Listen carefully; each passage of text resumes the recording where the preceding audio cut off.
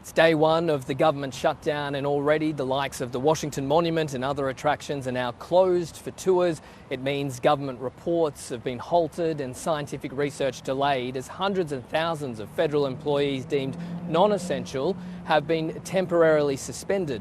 Those that are deemed essential, such as active military personnel and air traffic controllers, will continue to work but won't be paid, and they won't receive their back pay until this funding measure is passed through Congress. Now, for everyday Americans, they will feel the impacts of this shutdown more and more the longer it drags on, particularly if those essential workers get sick and tired of working without receiving their pay. Then you could see major delays at the likes of airports and with government services. Both the Republicans and the Democrats are blaming one another, and both appear to not be willing to back down. Now, Democrats say there is a healthcare crisis in America, and they want any funding measure to include an extension of these healthcare subsidies, which would reduce the cost of healthcare insurance for millions of Americans.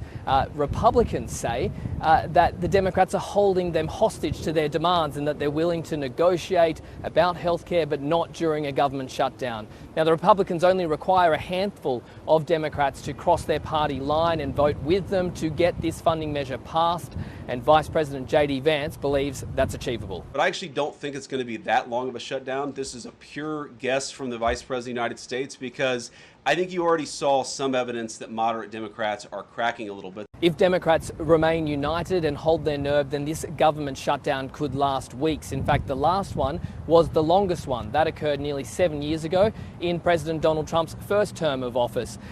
Typically, these shutdowns have historically only lasted a day or two, but it means that for these federal workers, they're not receiving their pay. Now, this time around, President Donald Trump has threatened to permanently lay off and make irreversible cuts to the federal workforce if this shutdown drags on. And while these shutdowns aren't uncommon in American history, making a decision like that would be extraordinary. So now it's a matter of public sentiment, who the public believes is to blame for this shutdown, and whether the Republicans or the Democrats break first, who can hold their nerve.